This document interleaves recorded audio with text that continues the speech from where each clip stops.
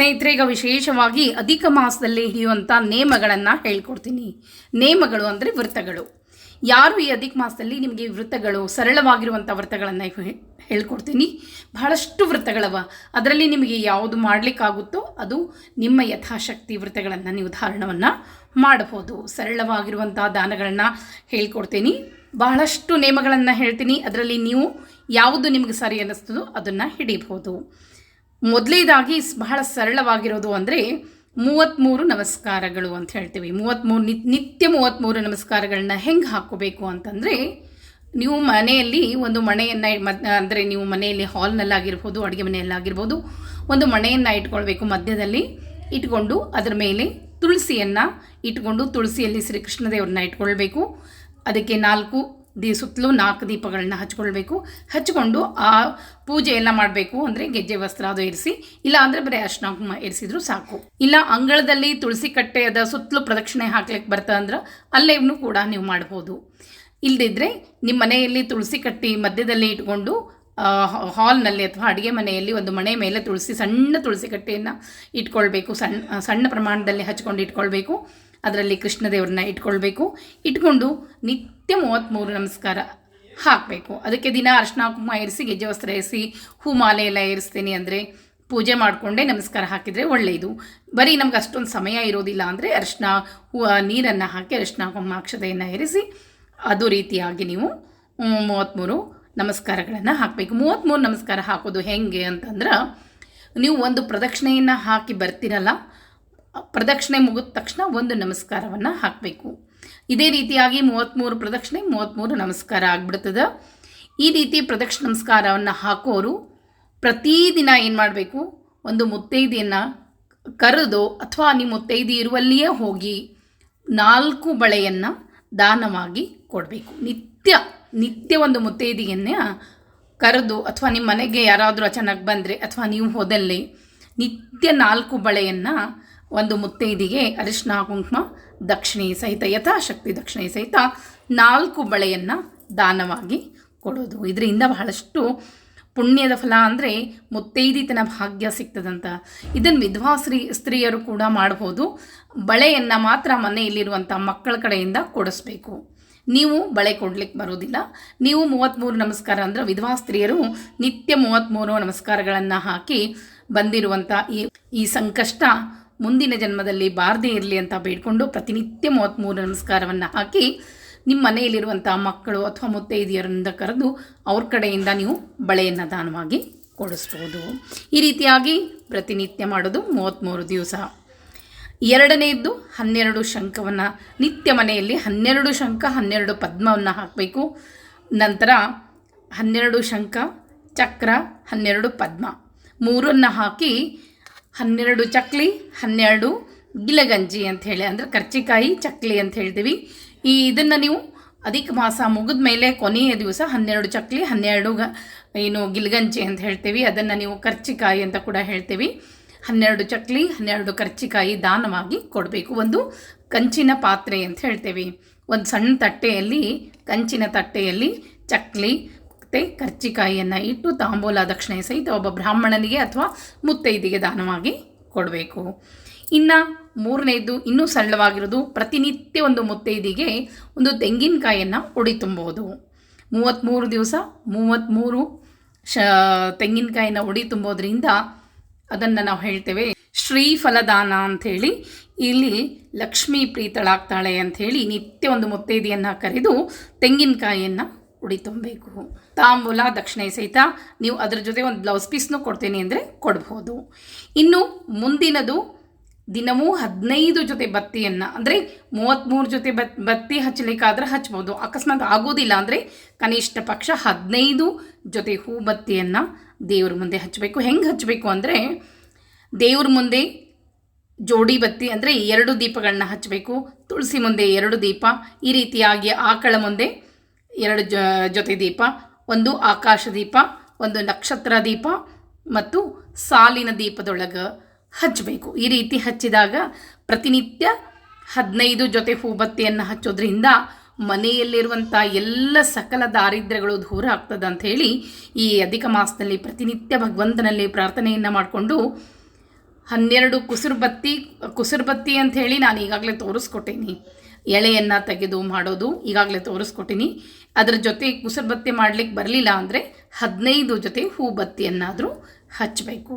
ನಿತ್ಯ ದೀಪವನ್ನು ಭಗವಂತನಿಗೆ ಹಚ್ಚಿ ನಂತರ ಕೊನೆಯ ದಿವಸ, ಅಧಿಕ ಮಾಸದ ಕೊನೆಯ ದಿವಸ ನೀವು ದೇವಸ್ಥಾನಕ್ಕೋ ಅಥವಾ ಬ್ರಾಹ್ಮಣನಿಗೋ ದೀಪದಾನವನ್ನು ಮಾಡೋದ್ರಿಂದ ನಿಮ್ಮ ವಂಶ ಅಭಿವೃದ್ಧಿ ಆಗ್ತದೆ ಅಂಥೇಳಿ. ಇನ್ನು ಅಧಿಕ ಮಾಸದಲ್ಲಿ ಮುಂದಿನ ಒಂದು ವ್ರತ ಅಂತಂದರೆ, ಅಧಿಕ ಮಾಸದಲ್ಲಿ ಮಂಗಳವಾರ, ಶುಕ್ರವಾರ ಒಬ್ಬ ಮುತ್ತೈದೆಗೆ ಎಣ್ಣೆ ಅರಿಶಿನ ಕೊಡಬೇಕು. ಒಂದು ಬಟ್ಲಲ್ಲಿ ಅರಿಶಿನ, ಒಂದು ಬಟ್ಲಲ್ಲಿ ಎಣ್ಣೆ. ಸಣ್ಣ ಸಣ್ಣ ಹಿತ್ತಾಳಿ ಇರ್ತದೆ ನೋಡ್ರಿ, ಹಿತ್ತಾಳಿ ಬಟ್ಲ ತೊಗೋಬೇಕು. ಒಂದು ಬಟ್ಲಲ್ಲಿ ಅರಿಶಿನ ಹಾಕೋಬೇಕು, ಇನ್ನೊಂದು ಬಟ್ಲಲ್ಲಿ ಎಣ್ಣೆಯನ್ನು ಹಾಕ್ಕೊಂಡು ತಾಂಬೂಲ ದಕ್ಷಿಣೆ ಸಹಿತ ಒಂದು ಶುಕ್ರವಾರ, ಒಂದು ಮಂಗಳವಾರ, ಈ ರೀತಿಯಾಗಿ ಒಂದು ಮಂಗಳವಾರನೂ ಕೊಡಬೇಕು, ಒಂದು ಶುಕ್ರವಾರನೂ. ಬೇರೆ ಬೇರೆ ಮುತ್ತೈದೆಗೆ ಒಂದು ಮಂಗಳವಾರ ಕೊಟ್ಟ ಮೇಲೆ ಇನ್ನೊಂದು ಮುತ್ತೈದೆಗೆ ಶುಕ್ರವಾರ, ಇನ್ನೊಂದು ಮುತ್ತೈದೆಗೆ ಮತ್ತು ಮಂಗಳವಾರ, ಈ ರೀತಿಯಾಗಿ ನೀವು ಎಣ್ಣೆ ಅರಿಶಿನವನ್ನು ಕೊಟ್ಟು ಕೊನೆಗೆ ಅವರಿಗೆ ಏನು ಅಲಂಕಾರದ ಪೆಟ್ಟಿಗೆ ಏನಿರ್ತದಲ್ಲ, ಒಂದು ಹಿತ್ತಾಳಿದು ಸಿಗ್ತದ ಅಥವಾ ಯಥಾಶಕ್ತಿ ನಿಮ್ಗೆ ಏನಾಗ್ತದೋ ಅದರ ಜೊತೆ ಒಂದು ಕನ್ನಡಿಯನ್ನು ಇಟ್ಟು ಆ ಒಂದು ಅಲಂಕಾರದ ಪೆಟ್ಟಿಗೆ ಅಂದರೆ ಅದರಲ್ಲಿ ಹಣಿಗೆ, ಕನ್ನಡಿ ಎಲ್ಲ ಇಡುವಂಥ ಒಂದು ಪೆಟ್ಟಿಗೆ ಏನಿರ್ತದಲ್ಲ, ಆ ಪೆಟ್ಟಿಗೆಯನ್ನು ದಾನ ಕೊಡೋದ್ರಿಂದ ಅದು ಕೂಡ ನಮಗೆ ಸೌಭಾಗ್ಯ ಪ್ರಾಪ್ತಿಯಾಗ್ತದೆ ಅಂಥೇಳಿ. ಅದು ಏನು ನಾವು ಅಲಂಕಾರ ವಸ್ತುಗಳನ್ನು ಏನು ಹೇಳ್ತೀವಿ, ಅದಕ್ಕೆ ಸಾಕ್ಷಾತ್ ಮಹಾಲಕ್ಷ್ಮಿ ಅಭಿಮಾನಿ ದೇವತೆ ಅಂತೆ. ಈ ರೀತಿ ನಾವು ಕೊಟ್ಟಾಗ ಅಲಂಕಾರವನ್ನು ಮಾಡ್ಕೊಂಡು ಏನು ಅಲಂಕಾರವನ್ನು ಆ ವಸ್ತುಗಳನ್ನ ಅವರು ಉಪಯೋಗಿಸಿದರೆ ನಿಮ್ಮ ಮನೆಯಲ್ಲಿರುವಂಥ ಎಲ್ಲ ರೀತಿಯಿಂದ ದಾರಿದ್ರ್ಯಗಳು ದೂರ ಆಗ್ತದೆ. ಇನ್ನು ನೀವು ಹತ್ತಿ ಬತ್ತಿಯನ್ನು ಮಾಡ್ತಾ ಇದ್ದರೆ ನಿತ್ಯ ಹತ್ತಿ ಕಾಳನ್ನು ಒಟ್ಟು 33 ದಿವಸದಲ್ಲಿ 1,00,000 ಹತ್ತಿ ಕಾಳು ಆಗಬೇಕು. ಆ ರೀತಿಯಾಗಿ ಸಾಧ್ಯ ಆಗಲಿಲ್ಲ ಅಂದರೆ ನಿಮಗೆ ಎಷ್ಟು ಸಾಧ್ಯನೋ ಅಷ್ಟು ಆ ರೀತಿಯಾಗಿ ಹತ್ತಿ ಕಾಳನ್ನು ಗೋವಿಗೆ ಕೊಟ್ಟು ಆ ಒಂದು ಗೋವಿಗೆ ಒಂದು ಮುತ್ತೈದೆಯನ್ನು ಕರೆದು ಬೆಳ್ಳಿ ಗೆಜ್ಜೆಯನ್ನು ಕೊಡೋದು ಅತ್ಯಂತ ಶ್ರೇಷ್ಠ ಅಂತ ಅನಿಸ್ತದೆ.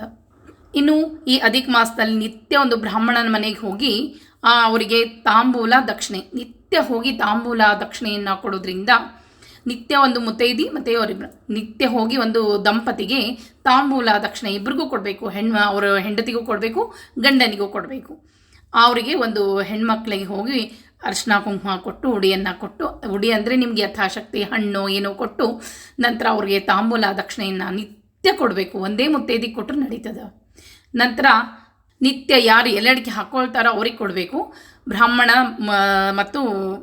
ಬ್ರಾಹ್ಮಣ ದಂಪತಿಗೆ ನಿತ್ಯ ತಾಂಬೂಲ ದಕ್ಷಿಣೆಯನ್ನು ಕೊಟ್ಟು ಕೊನೆಯ ದಿವಸ ಎಲೆ ಅಡಿಕೆ ದೊಡ್ಡ ತಟ್ಟೆ ಬರ್ತದಲ್ಲ, ಆ ತಟ್ಟೆಯಲ್ಲಿ 33 ವಿಳೆದೆಲೆ, 33 ಅಡಿಕೆ ಬೆಟ್ಟ, 33 ನಾಣ್ಯ ಜೊತೆಗೆ ಯಥಾಶಕ್ತಿ ದಕ್ಷಿಣೆಯನ್ನು ಕೊಟ್ಟು ನಮಸ್ಕಾರ ಮಾಡಬೇಕು. ಇದು ಕೂಡ ಎಂತಹ ಮುಂದಿನ ಜನ್ಮದಲ್ಲಿ ನಿಮ್ಮ ದಾಂಪತ್ಯ ಬಹಳಷ್ಟು ಸಂತೋಷದಿಂದ ಕೂಡಿರ್ತದಂತ. ಅದಕ್ಕಾಗಿ ಈ ವಿಳೆದೆಲೆ ದಾನ, ಎಲೆ ಅಡಿಕೆ, ವಿಳೆದೆಲೆ, ಲವಂಗ ಇವನ್ನೆಲ್ಲ ಅಂದರೆ ವಿಳೆದೆಲೆ ಮಾತ್ರ ತಾಂಬೂಲ ಅಂತಂದರೆ ಏನು, ಅದರಲ್ಲಿ ಕಾಚು, ಲವಂಗ, ಯಾಲಕ್ಕಿ ಇವನ್ನೆಲ್ಲ ಇಟ್ಟು ಕೊಡಬೇಕು.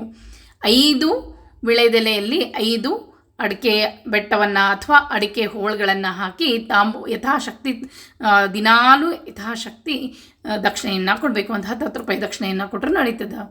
ಈ ರೀತಿಯಾಗಿ ಕೊಡೋದ್ರಿಂದ ಕೂಡ ಮುಂದಿನ ಜನ್ಮದಲ್ಲಿ ದಾಂಪತ್ಯ ಬಹಳಷ್ಟು ಚಂದ ಇರ್ತದಂತ. ಇನ್ನು ಅಧಿಕ ಮಾಸದಲ್ಲಿ ಪ್ರತಿ ಗುರುವಾರ ಮತ್ತು ರವಿವಾರ ಅಕ್ಕಿ, ಬೇಳೆ, ಬೆಲ್ಲ, ತುಪ್ಪ, ತೆಂಗಿನಕಾಯಿ ಇಷ್ಟನ್ನು ಪ್ರತಿ ಗುರುವಾರ ಹೋಗಿ ನಿಮ್ಮ ಯಾವುದಾದ್ರೂ ಹತ್ತಿರದಲ್ಲಿರುವಂಥ ಯಾವುದೇ ದೇವಸ್ಥಾನ ಆಗಿರ್ಬೋದು, ದೇವಸ್ಥಾನಕ್ಕೆ ಹೋಗಿ ಕೊಟ್ಟು ಅಲ್ಲಿ ನೈವೇದ್ಯ ಆಗ್ತಿರಬೇಕು. ತಾಂಬೂಲ ದಕ್ಷಿಣೆ ಸಹಿತ ಪ್ರತಿ ಗುರುವಾರ ಹೋಗಿ ಕೊಡೋದ್ರಿಂದ ಬಹಳಷ್ಟು ಒಳ್ಳೆಯ ಫಲಗಳು ಪ್ರಾಪ್ತಿಯಾಗ್ತದೆ.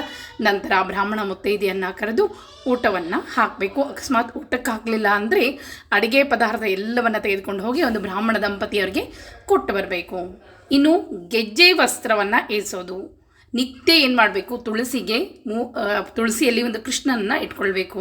ನಾ ಹೇಳಿದೆ ಆಗಲೇ, ನಿಮ್ಮ ಮನೆಯಲ್ಲಿ ವೃಂದಾವನ ಇದೆ, ತುಳಸಿ ವೃಂದಾವನ ಮಧ್ಯದಲ್ಲಿ ಸುತ್ತಲೂ ಪ್ರದಕ್ಷಿಣೆ ಹಾಕ್ಲಿಕ್ಕೆ ಬರೋಂಗಿದ್ರೆ ಅಲ್ಲೇ ಏರಿಸ್ರಿ. ಇಲ್ಲ ಅಂತಂದರೆ ಮನೆಯಲ್ಲಿ, ಯಾಕಂದರೆ ನಮಗೆಲ್ಲ ಕೆಲಸ ಮಾಡಿಕೊಂಡು ಮಾಡಲಿಕ್ಕೆ ಆಗೋದಿಲ್ಲ ಅಂದರೆ ಮನೆಯಲ್ಲಿ ಒಂದು ಸಣ್ಣ ಪಾಟ್ನಲ್ಲಿ ಇದನ್ನು ತುಳಸಿ ಹಚ್ಕೋಬೇಕು. ಅದರಲ್ಲಿ ಅದಂಥ ಕೃಷ್ಣನ ಇಟ್ಕೊಳ್ಬೇಕು. ಇಟ್ಕೊಂಡು ನಿಮ್ಮ ಮನೆಯಲ್ಲಿ ಹಾಲ್ನಲ್ಲೋ ಅಥವಾ ಅಡುಗೆ ಮನೆಯಲ್ಲಿ ಇಟ್ಕೊಂಡು ಒಂದು ಮಣೆಯನ್ನು ಇಟ್ಕೊಂಡು ಅದ್ರ ಮೇಲೆ ಇಟ್ಕೊಂಡು ಅದನ್ನು ಈ ಸಂಕಲ್ಪ ಸಹಿತ 33 ಪ್ಲಸ್ 2 ಗೆಜ್ಜೆ ವಸ್ತ್ರ. ಒಟ್ಟು ಆದರೆ ಏರಿಸೋ ಗೆಜ್ಜೆ 33 ಇರಬೇಕು, ಅದಕ್ಕೆ ಜೊತೆ ಇಲ್ಲದೆ ಏರಿಸಬಾರ್ದು ಅಂತ ಹೇಳ್ತೇವೆ ನಾವು. ಅದಕ್ಕೆ ಅಂದರೆ ಮೇಲ್ ಹೊದಿಕೆ ಅಂತ, ಅಥವಾ ಹೆಣ್ಣು ಮಕ್ಕಳಾದರೆ ಕುಬುಸ ಅಂತ ಹೇಳ್ತೇವೆ. ಅದು ಬರೀ ಸೀರೆಯನ್ನು ಕೊಡಬಾರ್ದು, ಕುಬುಸ ಕೊಡಬೇಕು ಅಂತ ಹೇಳ್ತೇವಲ್ಲ, ಆ ರೀತಿಯಾಗಿ ಗಂಡಸರಾದರೆ ಮೇಲ್ ಹೊದಿಕೆಯನ್ನು ಕೊಡಬೇಕು, ಬರೀ ಪಂಚೆಯನ್ನು ಕೊಡಬಾರ್ದು ಅನ್ನೋದಕ್ಕೆ ಮೇಲ್ ಹೊದಿಕೆಗೆ 2.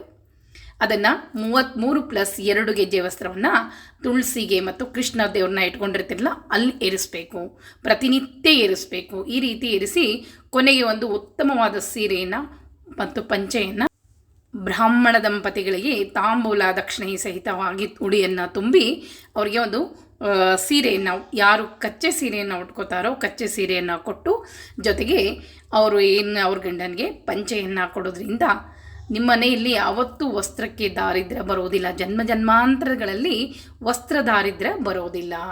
ಈ ಎಲ್ಲ ವ್ರತಗಳನ್ನು ಕೇವಲ ಹೆಣ್ಮಕ್ಳು ಮಾತ್ರ ಮಾಡಬೇಕು ಅಂತ ಅಲ್ಲ, ಗಂಡಸರು ಸಹ ಮಾಡಬೇಕು, ಮುತ್ತೈದರು ಮಾಡಬಹುದು, ವಿಧವಾ ಸ್ತ್ರೀಯರು ಸಹ ಮಾಡಬೇಕು. ಯಾಕಂದರೆ ನಿಮ್ಮ ಒಂದು ಪತಿ ಯಾವುದೇ ಏನೋ ಒಂದು ತಪ್ಪನ್ನು ಮಾಡಿ ಎಲ್ಲೋ ಒಂದು ನರಕವನ್ನು ಅನುಭವಿಸ್ತಾ ಇದ್ದರೆ ನೀವು ಮಾಡುವಂಥ ಈ ಹರಿ ಸೇವೆಯಿಂದ ಅವ್ರಿಗೆ ಮುಕ್ತಿ ಪ್ರಾಪ್ತಿ ಆಗ್ತದಂತ. ಅದಕ್ಕಾಗಿ ಇಲ್ಲಿ ವಿಧವಾ ಸ್ತ್ರೀಯರು ಕೂಡ ಈ ಒಂದು ವ್ರತವನ್ನು, ಅದರಲ್ಲೂ ಅಧಿಕ ಮಾಸದ ವ್ರತದಲ್ಲಿ ಬಹಳಷ್ಟು ಅಧಿಕವಾಗಿ ಪುಣ್ಯವನ್ನು ಪಡ್ಕೊಳ್ತೀರಿ. ಅದಕ್ಕಾಗಿ ಏನೇ ವ್ರತವನ್ನು ಮಾಡಿರಿ ಅಧಿಕ ಪುಣ್ಯ ಅಂತ ಹೇಳಿ. ಇನ್ನು ನನಗೆ ಸಮಯದ ಅಭಾವದ ಆದರೂ ಸಹಿತ ಅಧಿಕ ಮಾಸದಲ್ಲಿ ನಿತ್ಯ ದಾನ ಏನೇನು ಕೊಡಬೇಕು, ಪ್ರತಿದಿನ ಅಂದರೆ ಪಾಡ್ಯದಿಂದ ಶುರುವಾಗ್ತದೆ. 14ನೇ ತಾರೀಕು ಅಮಾವಾಸ್ಯೆ ನಂತರ ನಮಗೆ ಬರ್ತಾ ಇರೋದು ಅಧಿಕ ಮಾಸ.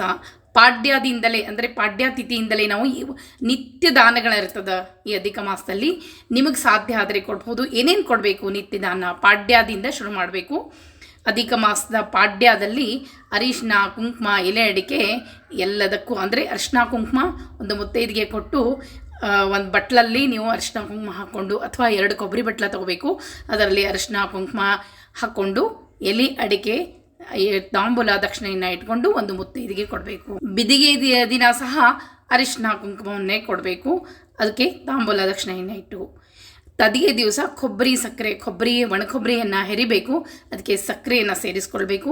ಭಗವಂತನ ಮುಂದೆ ಇಟ್ಟು ಆ ನೈವೇದ್ಯವನ್ನು ಮುತ್ತೈದಿಗೆಯನ್ನು ಕರೆದು ಕೊಬ್ಬರಿ ಸಕ್ಕರೆಯನ್ನು ಕೊಡಬೇಕು. ಆ ಮುತ್ತೈದಿಗೆ ತಾಂಬೂಲ ದಕ್ಷಿಣೆ ಸಹಿತ ಕೊಬ್ಬರಿ ಸಕ್ಕರೆಯನ್ನು ಒಂದು ಬಟ್ಲಲ್ಲಿ ಹಾಕಿ ದಾನವಾಗಿ ಕೊಡಬೇಕು. ಚೌತಿ ದಿನ ಅಂದರೆ ಚತುರ್ಥಿ ತಿಥಿಯಲ್ಲಿ ನಿಂಬೆಹಣ್ಣು, ಸಕ್ಕರೆ, ಏಲಕ್ಕಿ ದಾನವನ್ನು ಕೊಡಬೇಕು. ಪಂಚಮಿ ದಿವಸ ಅಕ್ಕಿ, ಎಲೆ ಅಡಿಕೆ ಕೊಡಬೇಕು.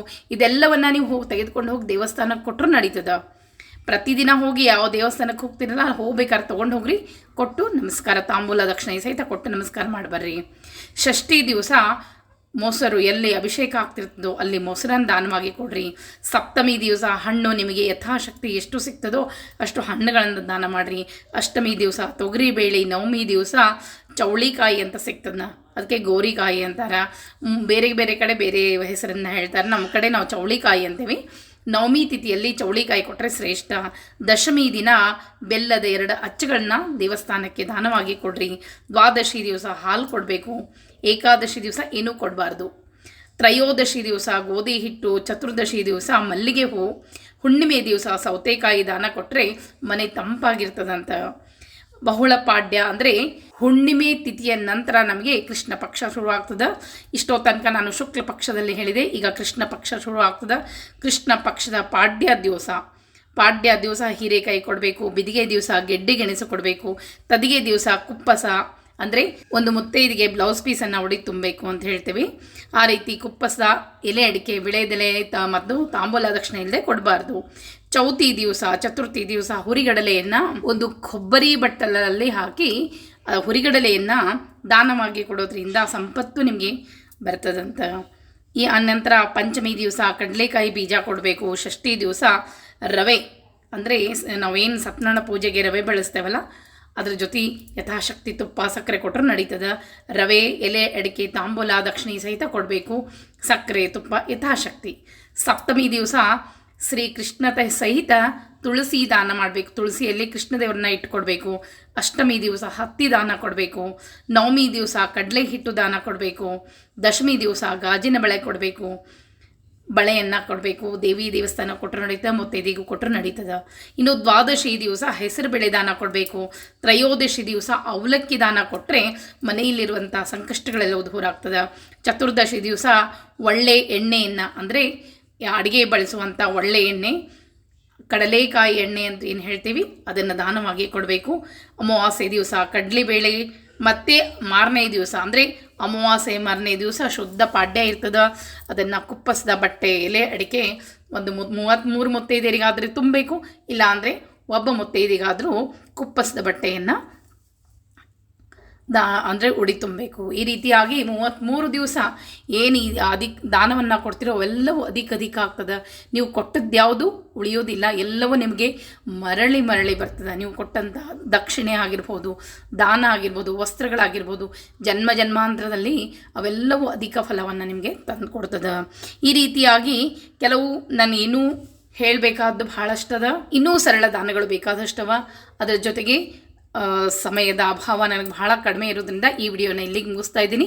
ಮತ್ತೆ ಮುಂದಿನ ವಿಡಿಯೋ ತೊಗೊಂಬರ್ತೀನಿ. ಅದರಲ್ಲಿ ಬೇಕಾದಷ್ಟು ಪೂಜೆ ಪುನಸ್ಕಾರಗಳು ಅವ, ನೇಮ ನಿತ್ಯಗಳನ್ನು ಕೂಡ ಅವನ್ನೆಲ್ಲ ತಿಳಿಸ್ಕೊಡ್ತೀನಿ ಅಂತ. ಮತ್ತೆ ಮುಂದಿನ ವಿಡಿಯೋದಲ್ಲಿ ಸಿಗ್ತೀನಿ. ನಮಸ್ಕಾರ.